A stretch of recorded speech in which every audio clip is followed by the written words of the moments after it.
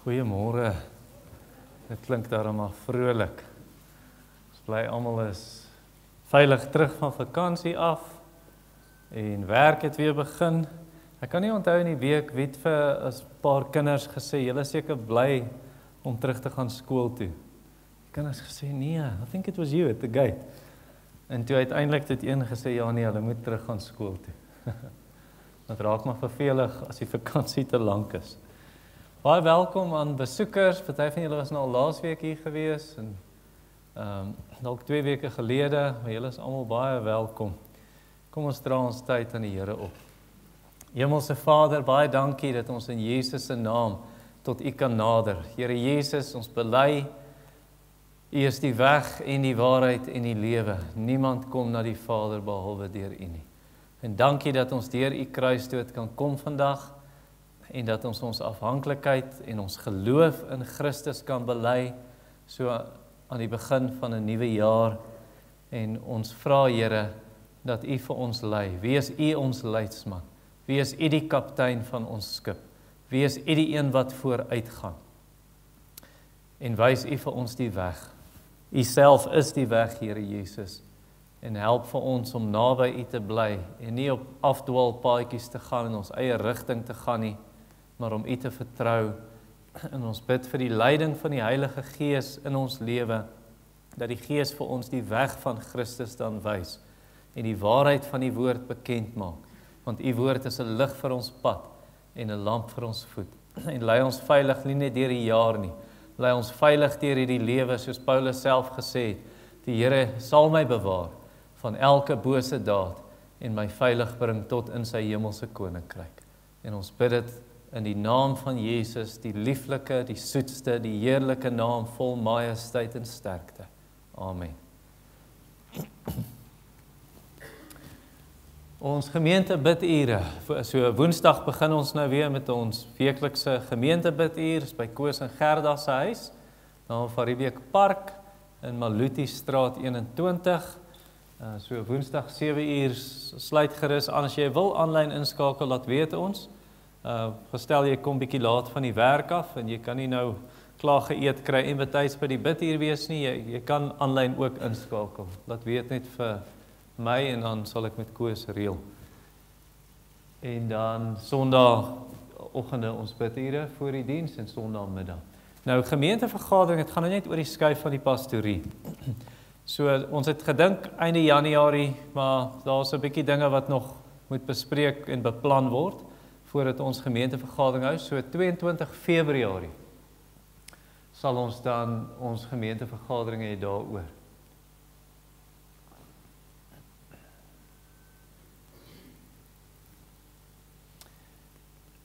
Nou, die mannegroep, leer asseblief by die vroue.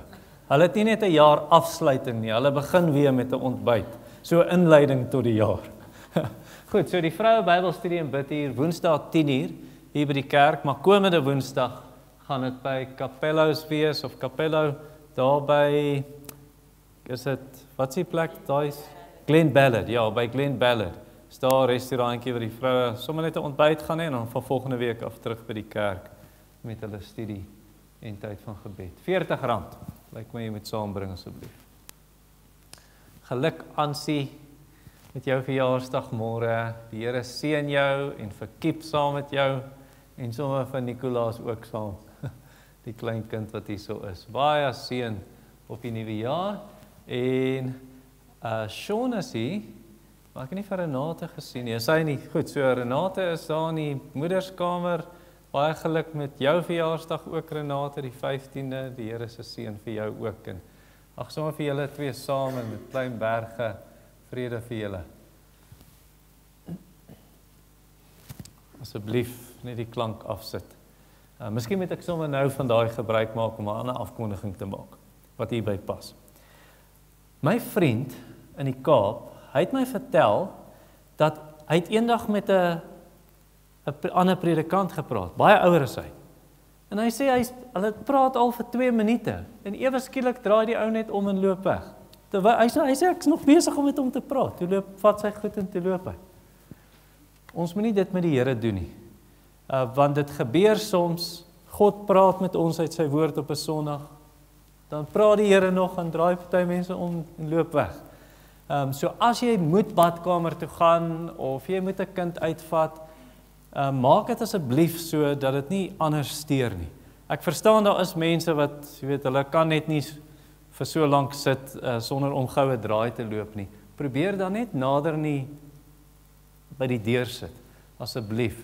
Laat dit nie anders steur nie, want ek sien as ek preek, dan staan iemand op en gaan almal so. en dit trek aandag af. En van die mense het ook gesê, veral as hulle agter sit, hulle sê dis baie steurend, hulle kan nie fokus op die preek. Mense loop in en uit, terwyl die preek aan is. So asseblief, ek wil net vra dat julle daarop let. Ons kom by Romeine 12. Nou dit sluit nou aan by die preek net nou uit Filippense. So Romeine hoofstuk 12. Die eerste 2 verse. Nou ek het laasweek gesê, ek het Johannes 15 laasweek gepreek oor die wingerd, die wynstok en die lote. Toe sê ek gaan die tweede helfte preek. Nee, ek het hom maar daar gelos. Die tweede helfte het my uitgebou. En ek het net in 'n muur vasgeloop. Ek het die Here gesoek. Here, help my. Wat moet ek preek? So ek glo die Here het my gelei vir die preek na Filippense 4 en hierdie sluit nou daarbey aan. Romeine 12 vers 1 en 2.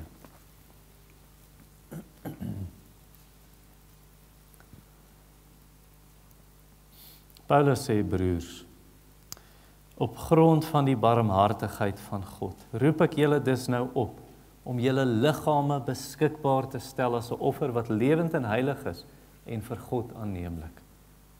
Dit is julle sinvolle godsdiens. Julle moenie aan hierdie wêreld gelykvormig wees nie, maar verander word deur die vernuwing van julle denke, sodat julle goed kan onderskei wat die goeie en aanneemlike en volmaakte wil van God is. Kom ons bid saam. Ons Vader, ons erken U as die gewer van elke goeie gawe. U het die son en die maan en die sterre en die planete gemaak, maar U is nie soos hulle nie. U is nie in 'n wentelbaan nie. Daar's nie fases by U soos by die maan nie. U is nie soos die son wat vlekke op het nie. Daar's nie verduisterings by U nie. Nou is U so en dan verander U nie. Maar U is altyd dieselfde. U is 'n rots. Ons kan op U reken. Ons kan op U vertrou. En Here, selfs ons beproewings en ons swaar kry, soos Naomi gesê het, die hand van die Almagtige het teen my uitgegaan. En soos Josef gesê het, julle het my verkoop as 'n slaaf na Egipte, my broers. Maar julle het my in Egipte toe gestuur, nie God het. Julle het dit vir die slegte bedoel, God het dit vir die goeie bedoel. So Here, gee aan ons om soos Job te kan sê, die Here het gegee, die Here het geneem, prys die naam van die Here. En in al hierdie dinge het Job nie gesondig met sy lippe, deur aan God iets verkeerd toe te skryf nie. Sal ons dan die goeie van God ontvang, en nie ook die swaar en die pyn nie. Ons prys U, want U is goed en doen goed. Ons buig ons voor U, die Here. Ons dankie vir hoe U vir ons gemeente voorsien. Dat U ons dra deur maklike tye en deur moeilike tye. Dat U nie laat vaar die werke van die hande nie. U het ons nog nooit in die steek gelaat nie, Here. Ons het al baie vir U in die steek gelaat. Al baie het ons weggedwaal. Menigmale het ons rug op U gedraai. Maar U was nog altyd getrou. Laat U aangesig oor ons skyn en gee aan ons vrede. In Jesus naam. Amen. Kinders, julle kan nou voorkom sit vir die kinderstorie.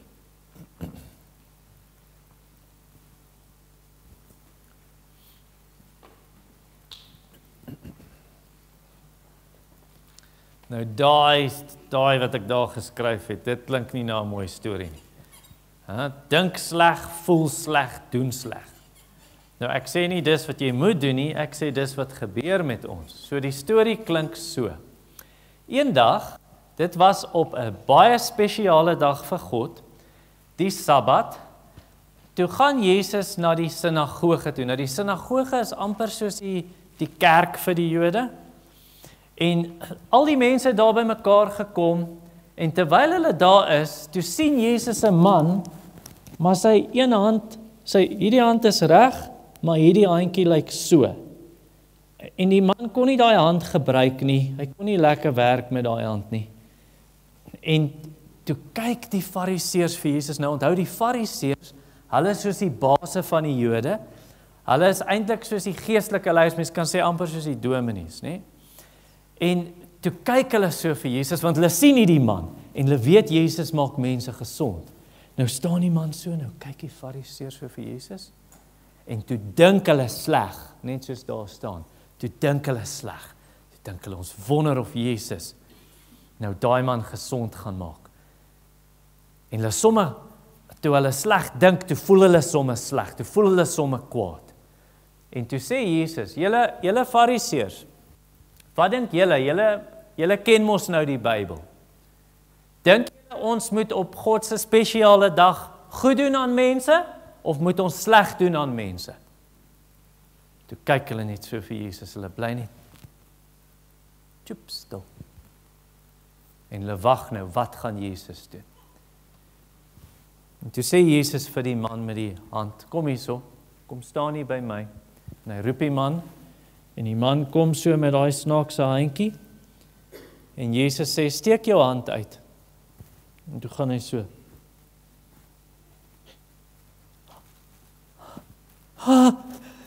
Toe sien hy, sy hand is gesond. Jesus het dit gesond gemaak.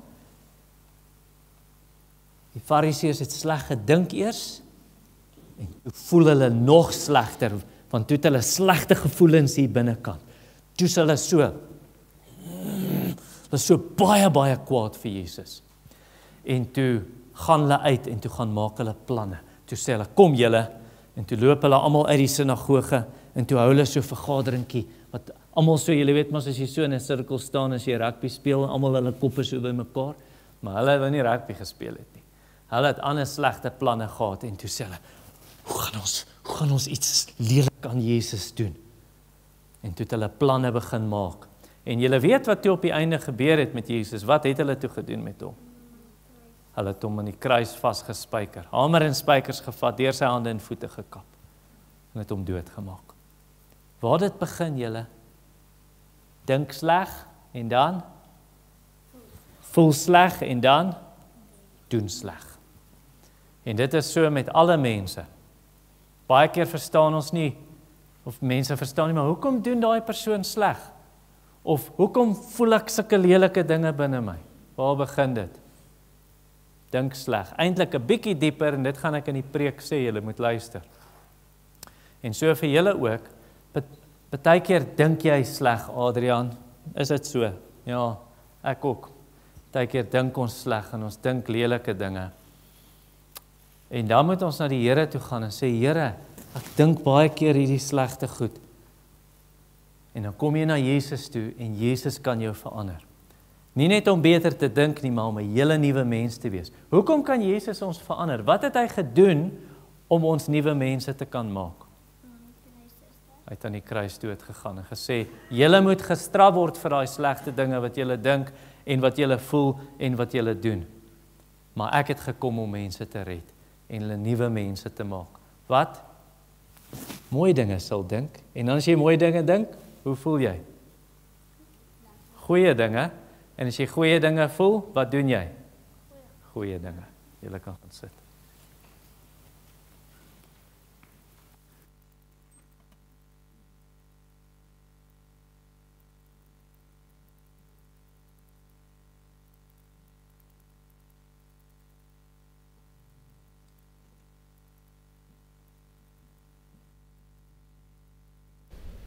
Goeiemôre almal, staan asseblief saam met ons en dan bring ons eer aan die Heer wat regeer.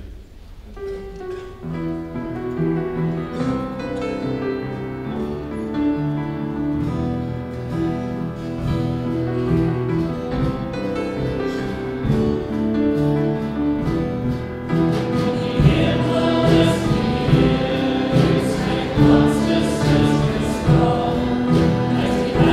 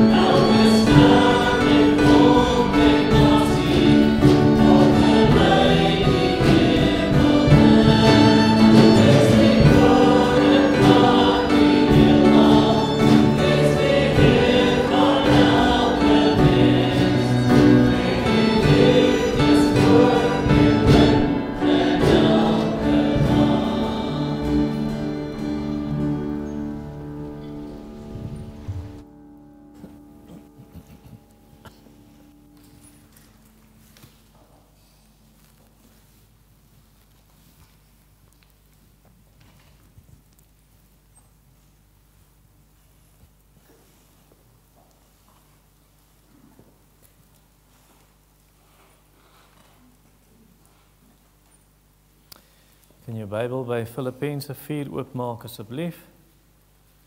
Filippense 4 vers 8.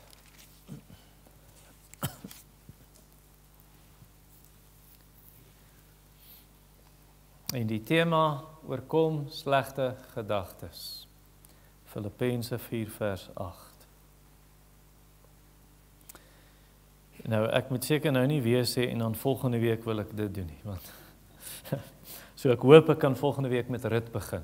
'n Kort reeks in die boek Rut voor ons oorgaan na 'n reeks in 2 Korintiërs toe. Kom ons gaan na die Here in gebed.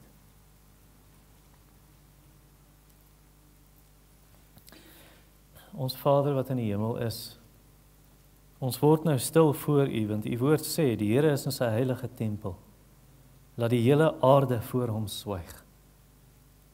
Ons buig voor U, Here, en bid dat U nou aan ons 'n hart gee wat begeerig is om U woord te hoor. Wat sag is, sodat U 'n indruk kan maak. Wat sensitief is, sodat ons die stem van die Gees kan hoor wat met ons individueel en persoonlik praat. En as 'n gemeente. En ons bid dit in Jesus naam. Amen. Nou ek het so 'n maand gelede, toe kom ek eendag by die huis en in die aande voor ek en Deidre slaap, dan lees ons 'n stuk saam uit die Bybel en dan bid ons saam. En toe vra ek vir haar, bid asseblief vir my, want ek sien iets in my lewe wat ek nie voorheen gesien het nie. En ek het gesê, soos ek ouer word, sien ek hierdie. Allerlei slegte gedagtes, en dit was nou spesifiek daai dag, toe ek op die pad, en daar's 'n sirkel naby die Checkers hier in Monumentweg. En daar's 2 bane, maar die een baan kan net links draai, en die ander baan kan om die sirkel gaan. En aanhoudend kom mense in daai linkerbaan en sny hulle oor in die sirkel.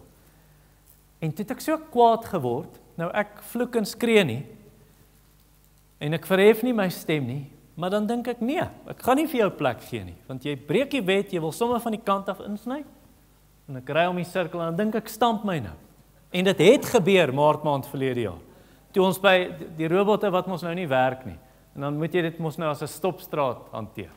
En toe stop ek het gestop, en toe kom haar aanhou, en toe stop ek, en dit is my beurt om te ry, en toe ry ek, sien ek die ou kom, dog ek gaan nie stop nie, want hy moet stop, hy breek die wet, en toe ry hy in my vas.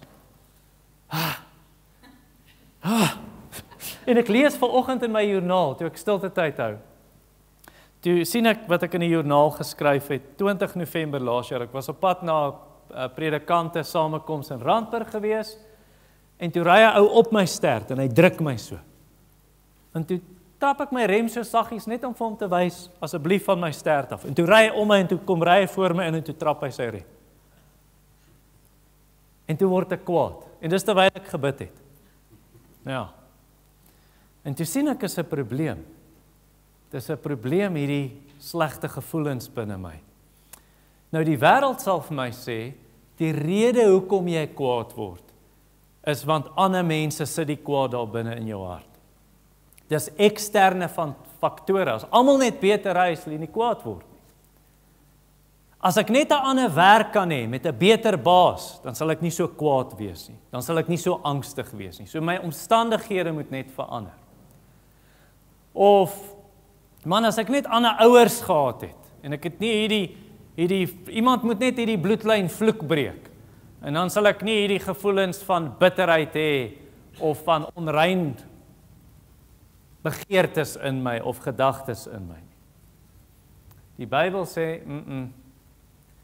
Die Bybel sê, daai eksterne faktore, daai ander motoris wat die wet breek, hy het nie die kwaad in jou gesit nie, hy bring net uit wat klaar daar binne was.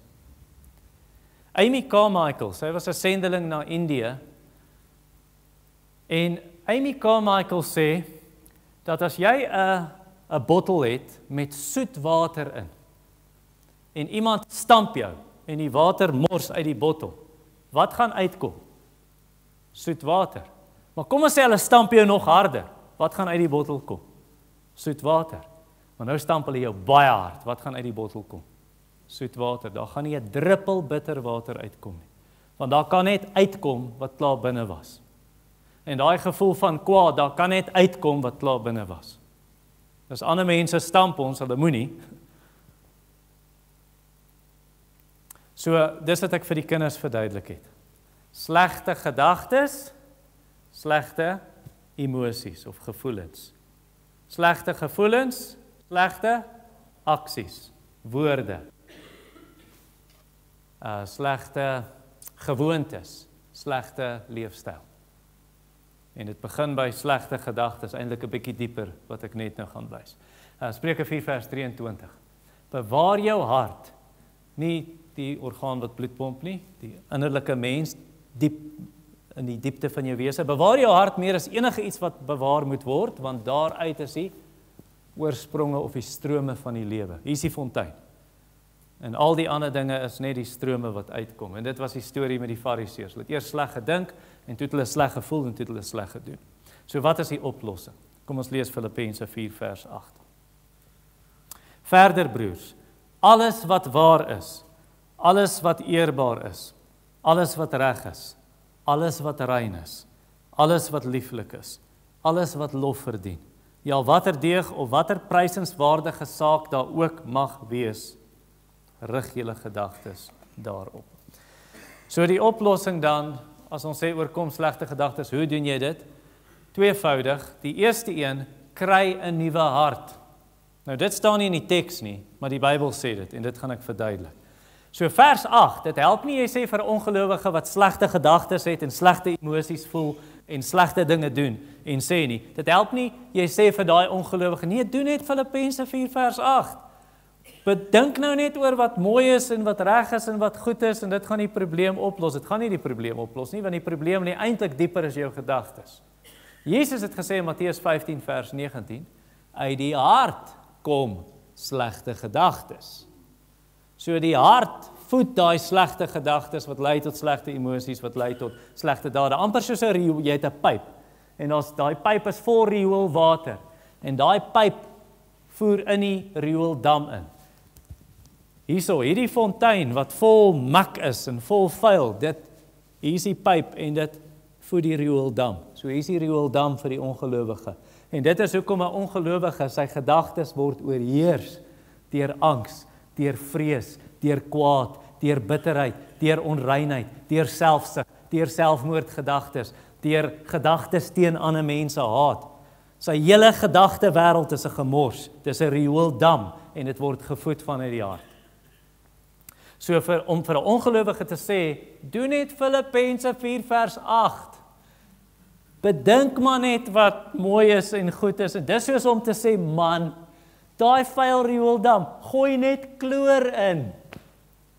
Dit help nie jy gooi net kloor in nie, want die pyp hou aan rioolwater invoer. Dit gaan aanhou vuil wees. Dit help nie jy sê, gooi net kloor hier in hierdie slegte gedagtes. Nee, hier's riool wat aanhou invoer, om slegte gedagtes te bring.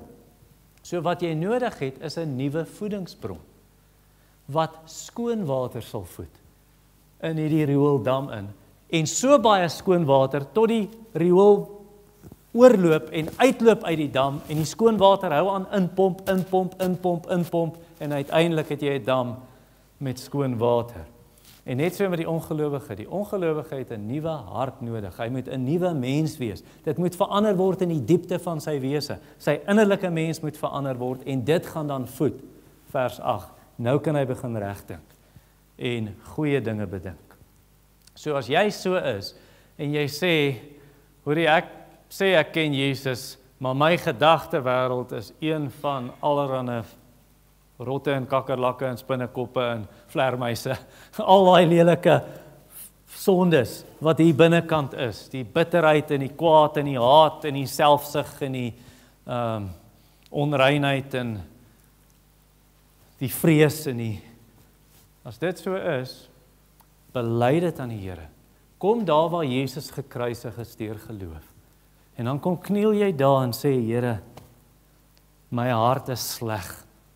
En dan bely jy dit aan die Here, en jy vra vergifnis, en jy sê, Here, alles hier binnekant is stikkend en vuil en lelik. En dan bely jy die sondige gedagtes, Jesaja 55 vers 7, laat die goddelose hom van sy slegte gedagtes bekeer. Nee. En dan bely hy die sondige woorde en die sondige emosies en die sondige aksies en die sondige gewoontes en die sondige leefstyl. En jy sê, jy pleit, skep vir my 'n rein hart, o God, asseblief, kom maak my heeltemal nuut. En hy sal jou nie teleurstel nie. Hy sal jou antwoord. Tweedens, so die eerste een is, kry 'n nuwe hart. Nou as dit klaar met jou gebeur het, jy is nuut. Hier's nou om vir jou te help, die gelowige.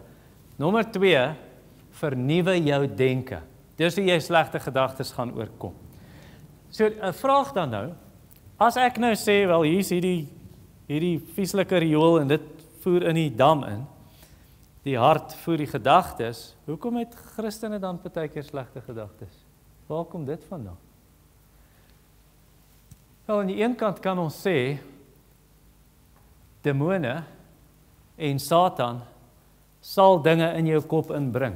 Nou die vraag is dan maar, hoe onderskei jy? Hoe weet jy, dis jy wat dit dink, of dis 'n bose gees wat hierdie gedagte by jou geplant het? En die manier hoe jy weet is dit, wanneer dit die duiwel is, dis gewoonlik uit die bloute uit. Dit het al baie dikwels met my gebeur. Jy is besig met iets, kom ons sê jy is besig om groente te sny, en jy is besig om 'n preekie op YouTube te luister, of mooi Christelike musiek, en uit die bloute kom hierdie vieslikste gedagte in jou kop. Of ons is besig om 'n loflied vir die Here te sing, op 'n Sondag, hier in 'n erediens. En hierdie gedagte van, skielik hierdie gedagte van woede of lastering kom in jou kop. Waar kom dit vandaan? Ek het eendag iemand in ons gemeente besoek, die persoon is nie hier nie. En toe sê die persoon, ek kry hierdie lasterende gedagtes, slegte gedagtes teen die Here. Daai is deur Satan geplant. Kom uit die bloute, dis jy weet, dis nie uit jou eie hart nie. Die tweede ding is, dit bedroef jou, dit maak jou so hartseer. Jy dink, ek wil nie hierdie dink nie. Die derde ding is, jy koester nie daai gedagte nie, jy haat dit, dis vir jou haatlik, dis vir jou afstootlik, dis afskuwelik, dis vieslik, jy dink, nee. 'n bose gees het daai gedagte by jou geplant. Nou soms gebeur dit, dat ja, daai gedagte kom uit die hart, nou sê jy maar, ek het dan 'n nuwe hart. Dit is dan nou skoon gemaak hier binne. Ja, maar daar bestaan iets soos die oorblyfsels van sonde. So jy is 'n nuwe mens, ek kan dit so verduidelik, en Koos, jy gaan my met reg help na die tyd, of ek dit reg sê, want dit gaan oor karre se engines, waarvan ek niks weet nie. So Jennifer het 'n kar gekoop in Desember of November verlede jaar. Was dit Oktober al? Goed. So sy het 'n nuwe kar gekoop, maar hierdie kar het behoort aan 'n ou tannie. En julle weet, hoe is ou tannie se karre, nê?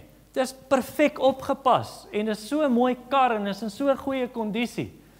En so die ou het eintlik hierdie kar by die ou tannie gekoop vir sy eie dogter. Maar sy dogter sê toe, nee pa, ek kry nie daai kar lekker gery nie. En uiteindelik 'n jaar later te koop ons nou die kar by die ou. Nou die ou ken karre en hy maak karre reg. Hy sê daai kinders van daai ma, daai ou tannie het hom ingedoen. Hulle het nie gesê die kar het baie lank gestaan nie. So as jy ou tannie is, dan is jou kar gewoonlik in 'n baie goeie kondisie, maar jy ry hom nie noodwendig so baie nie. En in daai geval het die olie hard geword. En dis 'n probleem nou. En toe het hy duisende rande spandeer om hierdie kar reg te maak.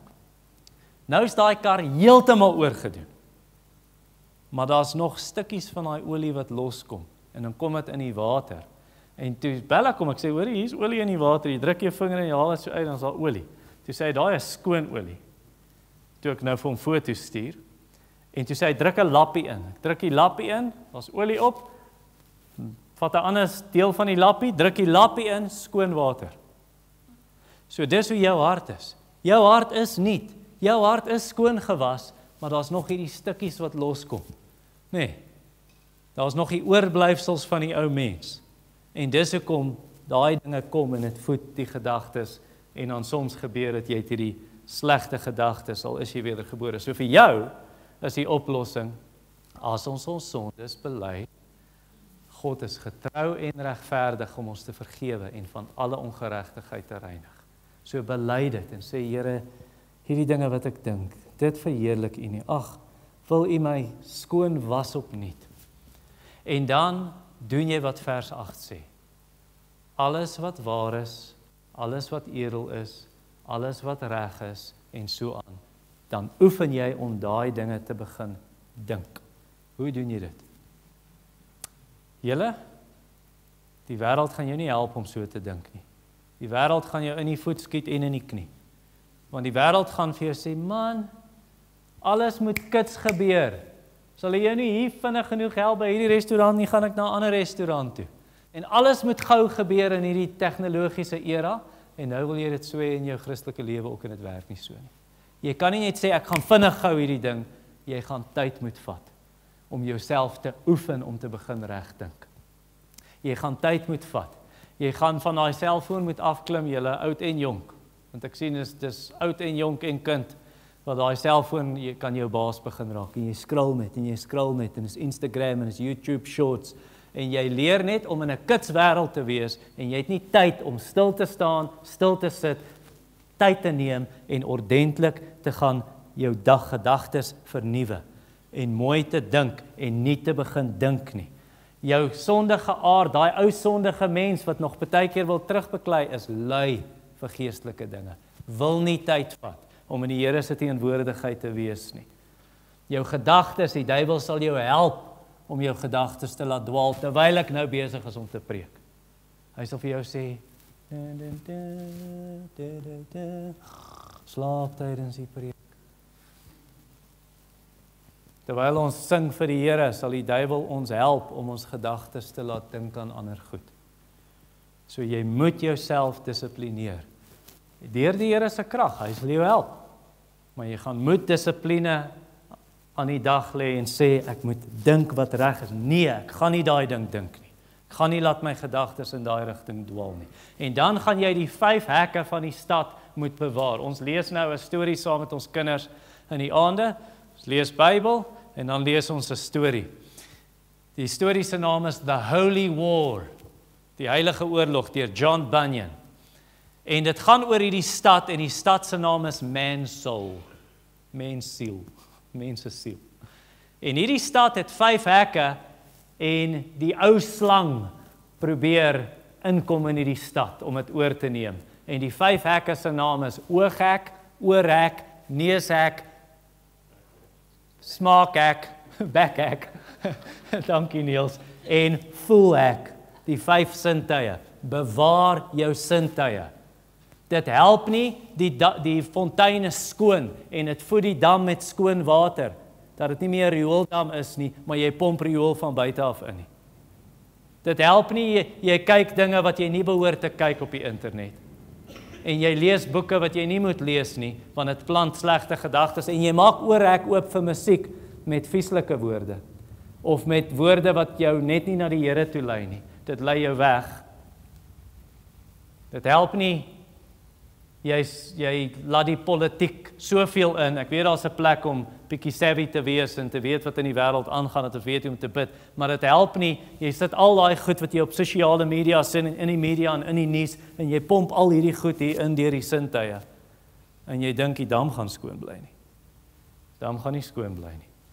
Jy weet wat gaan gebeur is, jou geheue gaan daai goedjies vat, en dit in die biblioteek gaan bære, en later weer 'n boek uitneem in daai biblioteek, en sê, kyk hier.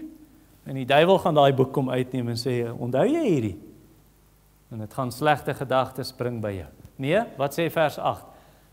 Al hierdie mooi dinge, rig jou gedagtes daarop, fokus daarop, sit daai dinge in jou kop, dink oor daai dinge. Kan ek die woord bepeins gebruik? Nee, bepeins, prevel. Praat dit saggies met jouself. Toe Timothy klein was, dan sê ons vir hom ietsie. Eendag toe kom hy in ons kamer, hy was seker 6 of 7 en ek dink is 'n Sondag, ons is reg vir kerk, en Timothy het so 'n mooi check hemp aan, en sy hare is mooi gekam, en hy het 'n mooi langbroek aan, en ek en Deidre is in ons kamer, en ons sê, Timothy, nou wat was die regte woord wat ons gesê het? Jy lyk snazzy. Gaan hy so. Hardloop hy na Nicole en Jane. Nicole en Jane, mama sê ek lyk sneaky. Maar hy het dit so met homself gepraat, as jy ietsie vir hom sê. Dis wat hierdie is. Bedink daai dinge, praat hierdie waar dinge en edel dinge en rein dinge en goeie dinge en mooi dinge. Praat dit met jouself. Sê vir jouself God se woord. Dink dit uit elke hoek. Sê goed, hierdie waarheid wat ek nou oor dink. Bedink dit uit elke hoek, die Here is my herder. Die Here is my herder. Dan bid jy daaroor, die Here is my herder. Ek hoef nie myself te lei deur hierdie jaar nie. Ek hoef nie myself deur hierdie krisis te lei nie. Die Here is my herder. Die Here. Wie is die Here? Jesus het gesê, hy is die goeie herder. Here Jesus, hy is my herder. Dan praat jy met hom. Dink jy, hoe moet ek my lewe aanpas hierby? Dink aan toepassings vir jou lewe. Sê die Here is, nie was my herder, nie net 2025, nie 2026 ook. Hy is my herder. Maar dit beteken 2027 ook. Res van my lewe, dit gaan altyd is bly. Nie was of gaan wees, nie is. Die Here is my herder. Hoekom herder? Wat doen 'n herder? Herder pas skape. Skape is dom. Ja, skape gaan hulle eie pad. Skape het nie naels nie, skerp naels en hulle kan nie vinnig hardloop nie, hulle kan nie skop en byt nie. Ek kan myself nie beskerm nie, die Here moet my beskerm. En so dink jy uit elke hoek aan hierdie ding en jy bid deur dit. Nou jy kan dit doen met 'n teksvers soos Psalm 23:1. Jy kan dit doen met die skepping. Jy kan gaan stap en kyk na die mossies en kyk na die lelies en dink die Here sorg vir die voëls. Wat stres ek so oor maandeinde? Want ons mos nie geld nie. Nee, want Desember is jy betaal en toe was dit Kersfees en toe is dit nuwe jaar en nou moet jy eers betaling kry die 55ste Januarie. Maar nou dink jy, nee wag, die Here sorg vir die voëls. Hy sal vir my sorg. Jy gaan stap en jy sien die blomme. Jy dink hy sal vir my voorsien. Hy's goed vir my ook. En jy dink oor God se karakter. Dink oor sy heiligheid. Vat bietjie tyd en dink daaroor. Wat beteken dit God is heilig? En jy bedink daai dinge en jy bedink daai dinge en dan vat dit jou meer en meer weg van daai rioolplaas. En dit vat jou al hoe verder weg. En jy dink met ander woorde teen dit wat sondig is. So as hy sê in vers 8, bedink wat waar is, dan beteken dit jy moet mos nou nie dink oor wat onwaar is, wat verkeerd is, wat vals is nie. Ek gee 'n voorbeeld. 'n Vriend van my vertel my, hy sê hy het een aand in die bed gelê. En toe begin hy dink, hy het al net een kind. Wat as dit met my seun gebeur? En hy begin dink, wat as hierdie slegte ding? Hy sê hy het hom so in 'n staat van 'n angsaanval ingedink, dat sy hart so begin klop het, hy het begin hyk na sy asem, sy palm sweet, jy weet wat 'n angsaanval is, 'n panic attack. En toe besef hy, maar ek dink goed wat nie waar is nie. Dit het nie met my seun gebeur nie. Hoekom dink ek hierdie goed? Dis nie goed nie, dis nie mooi nie, dis nie waar nie. Begin dink wat is waar, wat is edel, wat is rein. Nou ek gaan myself beperk nou met die toepassing. Wanneer ek kom by hierdie deel van, ek gaan nou deur elke een gaan. Alles wat waar is, alles wat edel is, alles wat reg is. Maar ons kan baie dinge dink wat waar is en edel is en reg is en rein en lieflik en loflik is. Maar ek gaan dit net fokus op Jesus. So kom ons bedink, kom ons doen nou 'n oefening. Jy gaan nou stap daar in die straat om die blok by jou huis, of jy gaan op die strand loop, jy is met vakansie of in die berge, en nou gaan jy begin dink oor Jesus. Hoe kan ons sê alles wat waar is van Jesus? Jesus is waar. Wie kan vir my 'n vers gee wat sê Jesus is waar?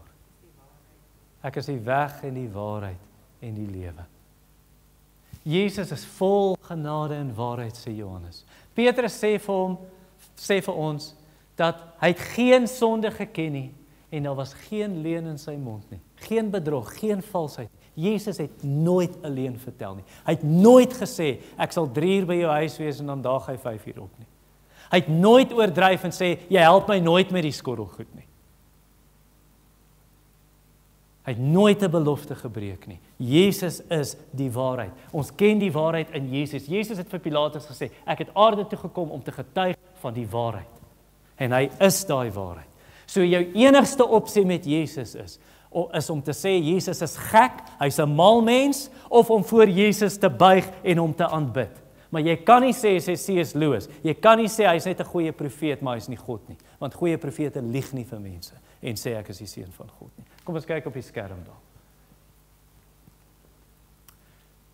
People often say, I'm ready to accept Jesus as a great moral teacher, but I don't accept his claim to be God.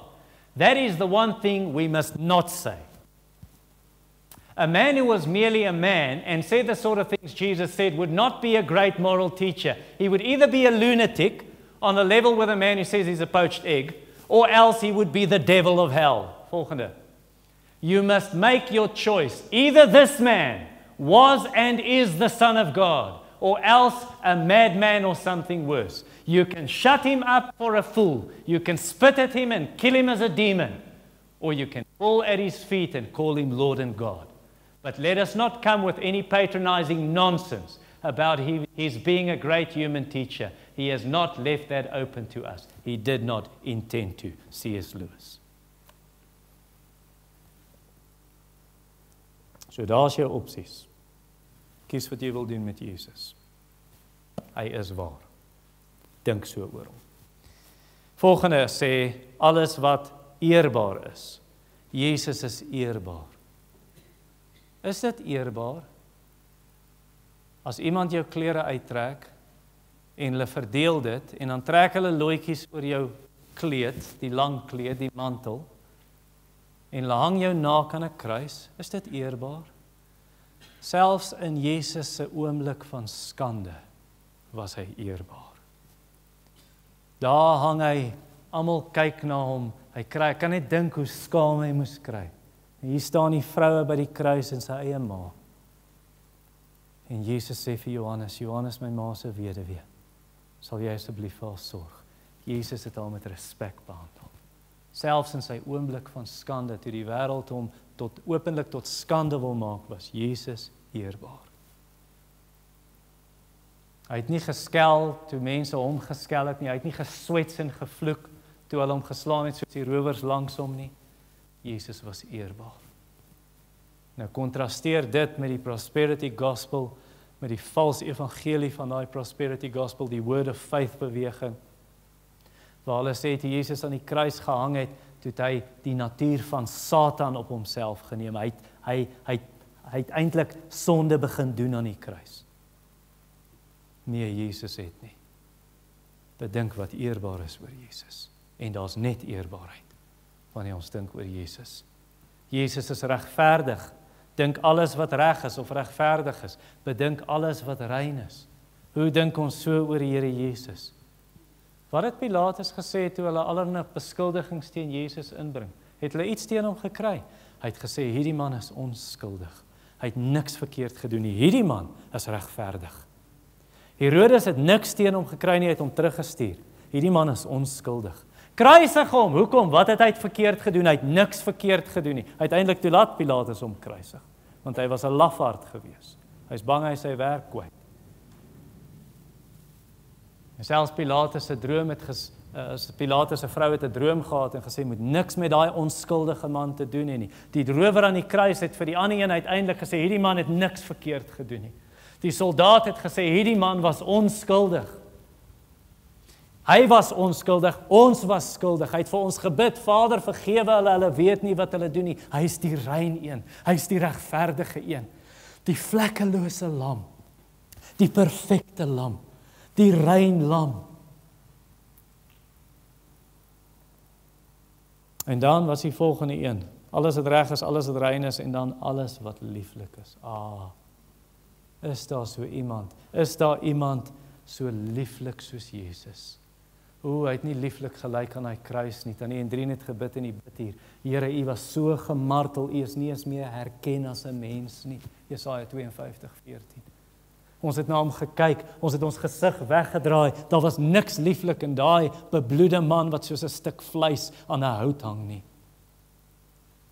Maar selfs in daai oomblik is hy die lieflike.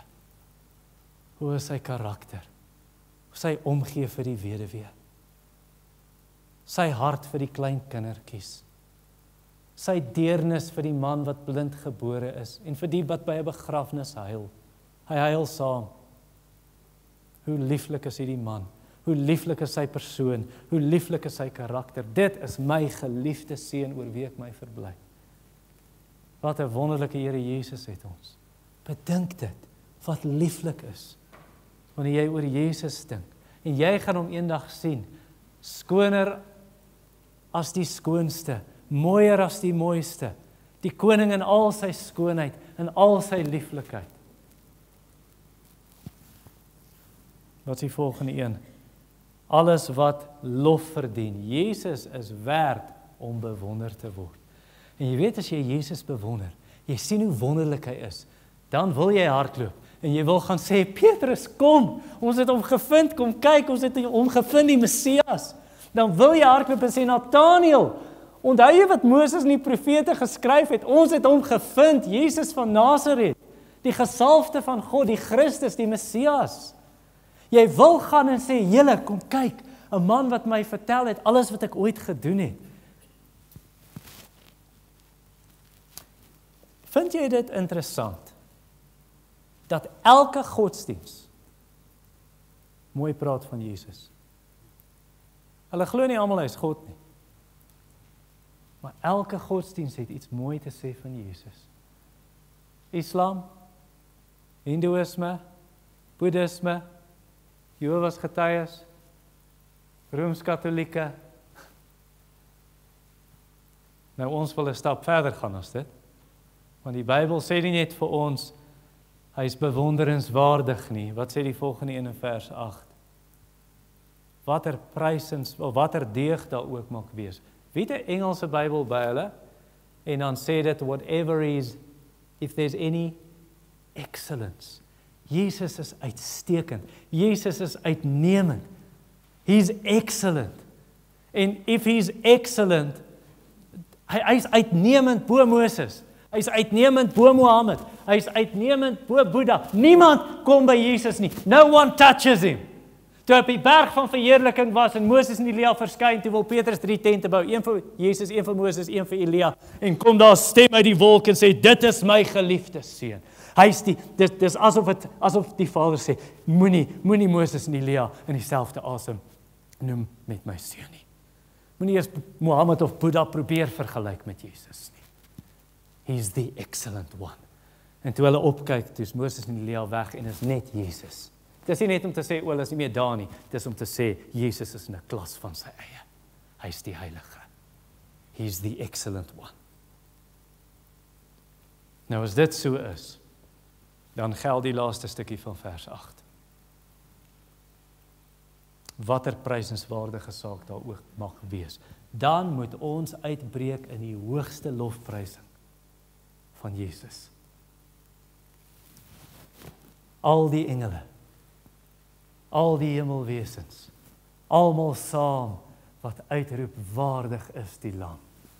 En selfs die duiwel sal die knie buig, en elke skepsel, elke tong sal bely, Jesus Christus is die Here, tot heerlikheid van God die Vader. Hy is waardig om geprys te word. As jy so oor Jesus pyns, as jy so oor Jesus begin dink, jou gedagtes op daai dinge rig, jy gaan spontaan uitbreek in lofprysing. En wat gaan gebeur as jy so oor Jesus begin dink? Wat gaan met jou emosies gebeur? Dink goed, voel goed, doen goed.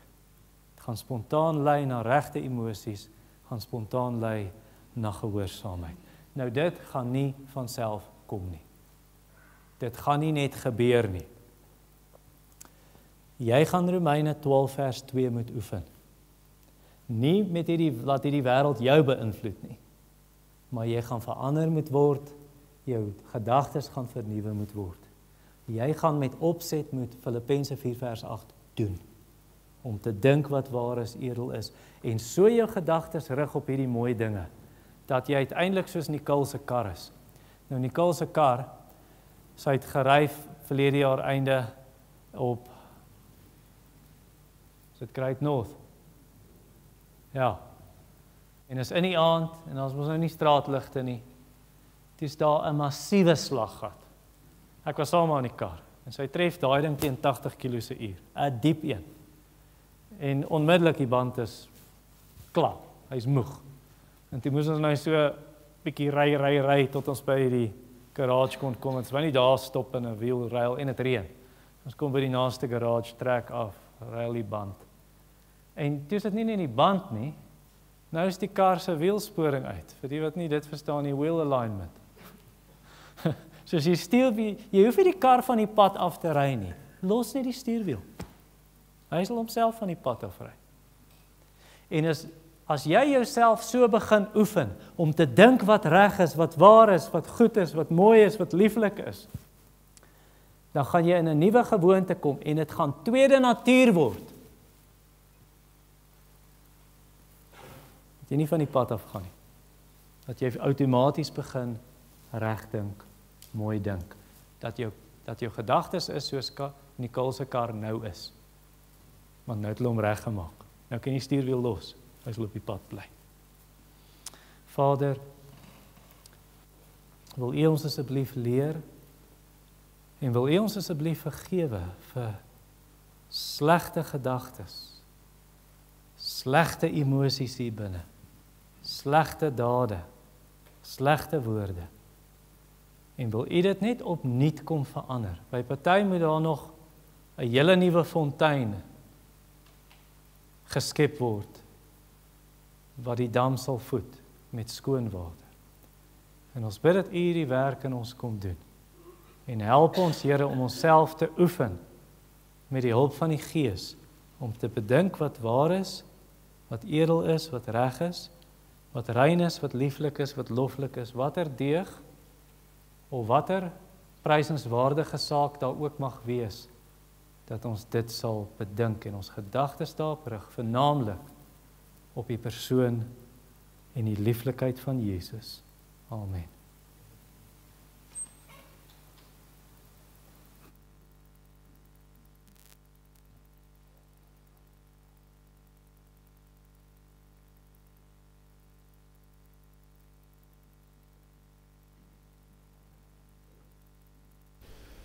Ons gaan afsluit met 'n lied wat ons geskryf het op Filippense 4 vers 4 tot 8 en ons gaan dit sing op die wysie van My Heart is Filled with Thankfulness. Staan asseblief saam met ons.